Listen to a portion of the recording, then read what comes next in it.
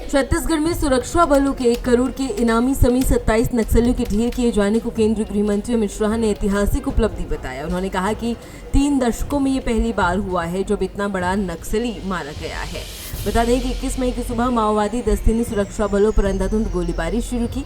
जवाबी कार्रवाई में सुरक्षा बलों ने साहस और रणनीतिक कुशलता के साथ मुकाबला किया, जिसमें 27 माओवादी मारे गए, जिनमें बसवराजू भी शामिल है, जो कि माओवादियों के लिए एक बड़ा झटका साबित हुआ। बता दें कि बसवराजू को नक्सलियों का महासचिव और शीर्ष नेता कहा जाता था।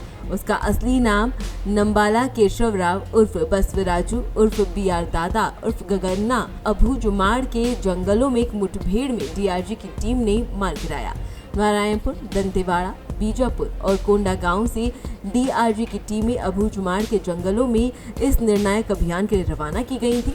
इस अभियान में कुल 27 माओवादी आतंकवादियों के शव मिले, जिनमें CPI के महासचिव नंबाला केशव राव उर्फ बसवराजू BR दादा गगन्ना भी शामिल रहे और उनके शव भी बरामद कर लिए गए हैं। वहीं तलाशी अभियान के दौरान बड़ी मात्रा में AK-47, SLR, INSAS, कार्बाइन सहित भारी मात्रा में अन्य हथियार और गोला बारूद बरामद किए गए हैं। बता दें कि नारायणपुर, बीजापुर और दंतेवाड़ा जिलों के सीमावर्ती अभूजुमाड़ क्षेत्र में माओवादी नेताओं की उपस्थिति की पुख्ता जानकारी के आधार पर ही ये ऑपरेशन शुरू किया गया था। इसमें नारायणपुर, दंतेवाड़ा, बीजापुर और कोंडा गांव से DRG की संयुक्त टीमें शामिल रही। इस ऑपरेशन में लगभग 27 माओवादी ढेर हुए। इसके अलावा भारी मात्रा में हथियार और गोला बारूद बरामद किए गए। इसके अलावा घायल या फरार माओवादियों की तलाश में जंगलों में सघन सर्च ऑपरेशन अभी भी जारी है। वहीं इस ऑपरेशन में एक DRG जवान भी शहीद हुआ है, जिसका पार्थिव शरीर नारायणपुर लाया जा रहा है। जो जवान घायल हुए उन सभी को समय पर इलाज मिल गया है और वो खतरे से बाहर है। बता दें कि अभियान छत्तीसगढ़ में वामपंथी उग्रवाद के विरुद्ध लड़ाई में एक निर्णायक मोड़ साबित हुआ है। भारत सरकार, छत्तीसगढ़ सरकार माओवादी हिंसा के समूल नाश के लिए अपनी दृढ़ प्रतिबद्धता दोहराते हैं। वहीं IG सुंदरराज ने इस ऑपरेशन पर क्या कुछ कहा, सुनिए। जिला नारायणपुर, बीजापुर एवं दंतेवाड़ा के सीमावर्ती अभूजुमाड़ के जंगल में प्रतिबंधित एवं गैरकानूनी CPI माओवादी संगठन के जनरल सेक्रेटरी बसवराजू एवं अन्य सीनियर कैडर की उपस्थिति के आशंका के आधार पर जिला नारायणपुर, दंतेवाड़ा, बीजापुर एवं कोंडागांव का DRG टीम नक्सल सर्च अभियान के लिए रवाना की गई थी। अभियान के दौरान आज दिनांक 21 मई को प्रातः 7-8 बजे से लेकर लगातार DRG टीम एवं माओवादियों के बीच में मुठभेड़ हुई। मुठभेड़ के उपरांत CPI माओवादी संगठन के जनरल सेक्रेटरी बसवराजू सहित कुल 27 माओवादी कैडर का डेड बॉडी सुरक्षा बल द्वारा रिकवर किए गए थे। घटनास्थल से काफी बड़ी संख्या में AK-47, SLR, इंसास, कार्बाइन जैसा ग्रेडेड वेपन्स भी बरामद किए गए थे। आसपास इलाका में अभी भी सर्चिंग जारी है।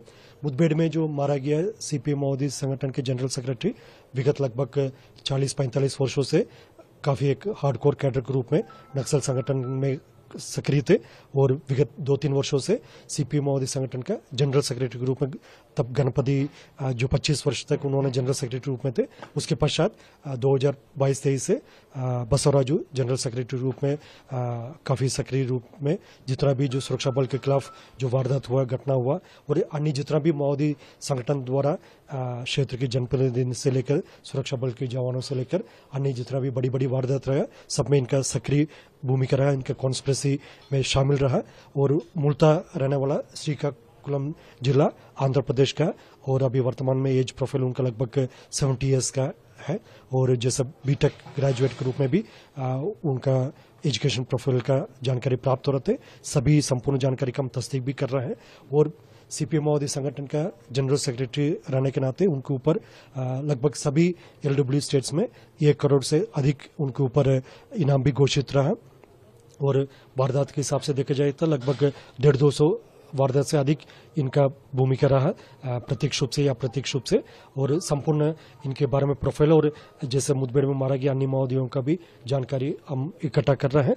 इसकी विस्तृत जानकारी जैसा अतिरिक्त हमको पूरा संपूर्ण जानकारी मिल जाए उसके उपरांत हम जारी करेगा। सर, एक्सपर्टीज क्या थी सर बसवराजू? क्योंकि विगत लगभग 40-45 वर्षों से CPI माओवादी संगठन में जो सक्रिय रूप में कार्यरत थे और जैसा सेंट्रल मिलिट्री कमीशन का भी उन्होंने पूर्व में इंचार्ज रहा, उसी हिसाब से देखा जाए तो ये ऑर्गेनाइजेशन का कार्य के साथ साथ जो मिलिट्री एक्शन है जो PLG गोरिल्ला एक्शन में भी इनका सक्रिय भूमिका रहा। आईडी से लेकर जितना भी जो माओवादियों का जो गोरिल्ला टैक्टिक्स है इसमें भी उनका काफी एक महत्वपूर्ण इनका भूमिका रही विगत कई वर्षों से। और जैसा घटनाक्रम के हिसाब से देखा जाए तो मतलब LW स्टेट्स में लगभग सभी स्टेट्स में इनका प्रत्यक्ष रूप से या प्रत्यक्ष रूप से सभी घटनाक्रम में इनका भूमिका रहा। और खासतौर पर दंडकारण स्पेशल जोन कमेटी इलाका में उनका अधिकतम समय इनका प्रेजेंस रहा, उनकी गतिविधि रहा। और इस संबंध में संपूर्ण और प्रोफाइल हमको सभी अलग अलग एजेंसी से अलग अलग स्टेट से भी हम इकट्ठा कर रहे हैं। जैसे जानकारी मिल जाएगी उसी हिसाब से हम एक डिटेल बुलेटिन भी जारी करेगा। सर इतने बड़े कैडर